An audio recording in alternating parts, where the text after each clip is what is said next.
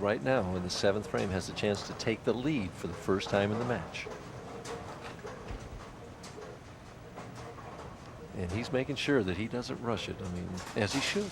You want to go through your entire mental checklist right now. Everything you need to do to make the best possible shot you can.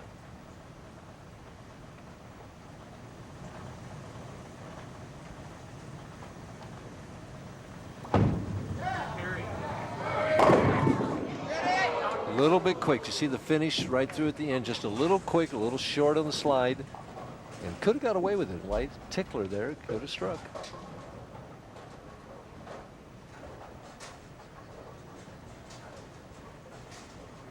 Devers obviously concentrating on his shot in the 7th. Not much you can do about what Arnold's doing on the other side of the ledger.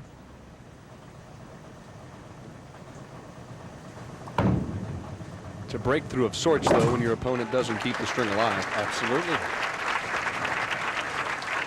Devers up by 5 on a lane that he has not missed.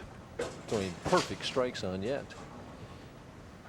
Can increase it to 15 with one more here.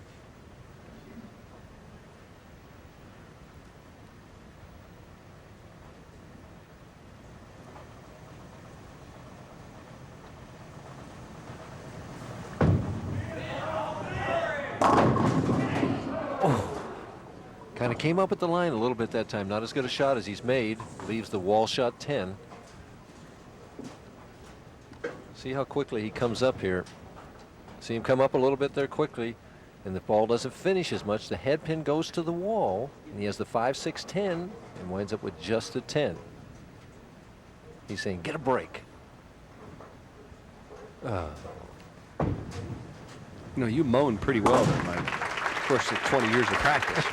Yeah. You had plenty of practice. You heard a couple of those moans. Well, don't forget, next week on ESPN, one of the biggest stops on the summer tour, the $150,000 Hammer Open at Boulevard Bowl in Edmond, Oklahoma.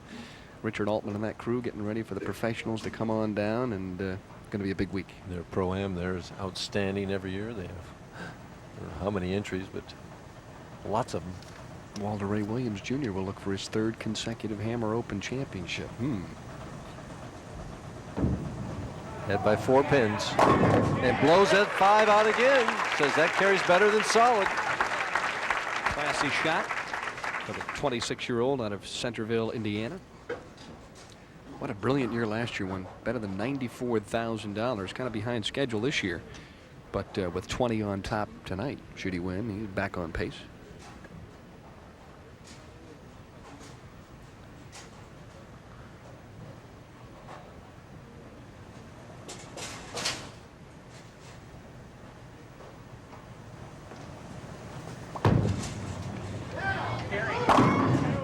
Just a little tight, leaves the 4 pin. That shot was important, but the next one coming up is even more important. I'm giving him the spare. He has to make the 4 pin, but he must strike in the 9th frame. If he makes the 4 pin and strikes in the 9th frame, he's still potential 224, which forces Scott Devers still have a lot of work to do to lock this match up.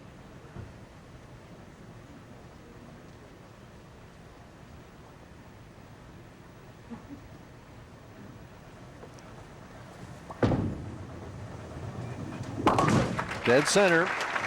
Well, this is where it's all at, Denny, right now. To win your first title, you got to come from 5 pins behind with 2 frames to go. Arnold has to strike here in the 9th frame. Just absolute necessity. Same pre-shot routine. Routine, huh? Yeah, that'll happen once in a while.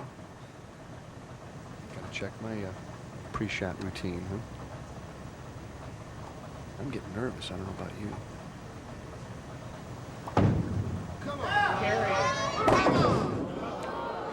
It fell. He's still alive, but just barely. Hanging by a thread on the left-hand lane. That shot much slower than the one previously. Pressure, again, the pressure. Watch it go right through the heart of the pins here, and he has the 6, 7, 9, 10 standing, and the 7 pin finally falls out of there. The 4 falls and hits the 2 there, and it keeps rolling and knocking the 7 pin over eventually. Now this is the spare he missed virtually in the first frame. He had the 6, 9, same type of shot.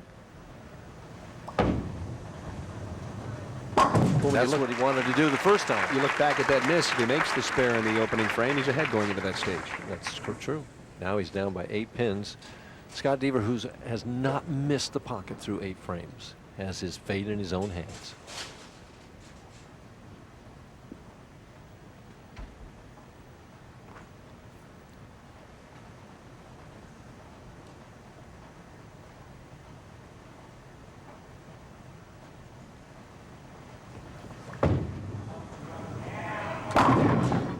Soft 7, and we're going to go to the 10th frame. Devers is going to need to make this 7, and remember, he missed 9 of them during match play, so this is no gimme yet, and he needs to double in the 10th frame to lock up that victory. Otherwise, Dave Arnold's going to have a chance to stand up and throw a double to win. Well, last night Devers had to double and get 9 to tie Purvis Granger to become the top seed, and he was able to do that. He's got to knock down this 7 pin first. Uh-oh. It's gone. He missed the 7 pin and falls behind in the match. Down by 4 pins. He wants a re-rack, and I think this is just to buy time. He just never made it. See him hanging that ball? Way out too far on the lane. Didn't get the thumb out clean, and it wasn't close.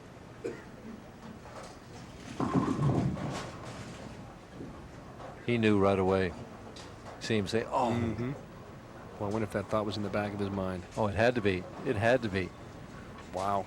He's got to regroup, though. I mean, it's so hard to do, to ignore that, because you know you have victory right there. Now you're behind.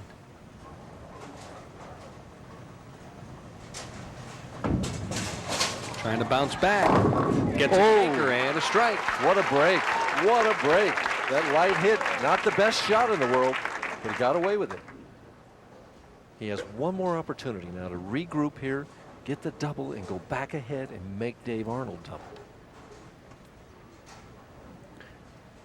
We could have a tie then. It's possible. If he didn't strike and Arnold counted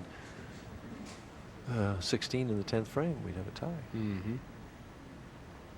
Better tell Larry and John to stand by.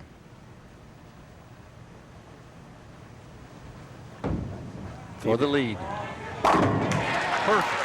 Wow. What a shot. Oh, my. Well, the pressure was really heaped on Beaver's shoulders, but it was self-imposed after he missed the 7. Self-imposed, but he regrouped, got himself back together, made his best shot of the game right here. And he knew it. He says, you better carry. Well, every professional bowler to win his first title should probably have to throw a double, and that's what Arnold's going to have to do. Count is relatively unimportant at this stage.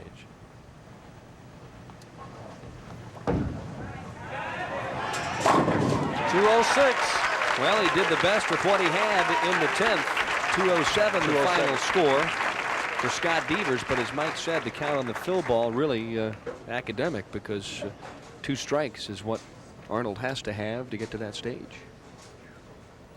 2 strikes and 7. Tough way to go to win your first title. Yeah, he'll never forget.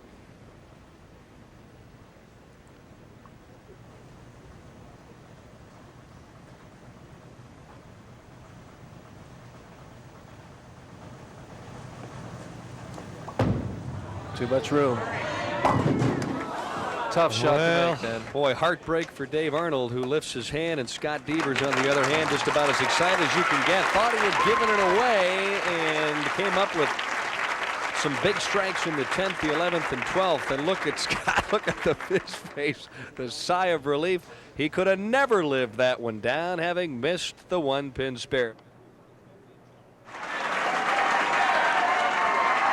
Well, I don't blame him for cheering. Scott Devers, the champion here in Austin, Texas, and Brian Flanner, Vice President of Sales, has a marvelous trophy. Brian?